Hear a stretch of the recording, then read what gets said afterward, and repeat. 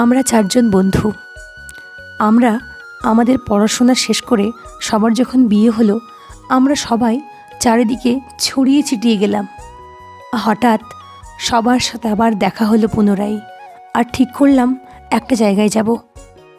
যেমন কথা তেমন কাজ, আমরা চলে আসলাম আমাদের বাড়ি যেহেতু নদিয়াতে, আর কাছাকাছি মুর্শিদাবাদ একটা ছোটোখাটো রেস্টুরেন্টে।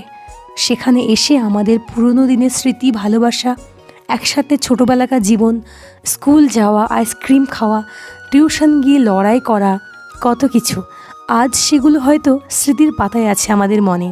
আমরা আমাদের বর্তমান জীবনে এতটাই ব্যস্ত হয়ে পড়েছি, সেগুলোর দিকে হয়তো ফিরে দেখলে শুধু মনটা এতটাই খারাপ করে যে যে বন্ধুরা আজ এত কাছের ছিল, যাদের নইলে দিন কাটতো না, আজ তারা কোথায় গেল।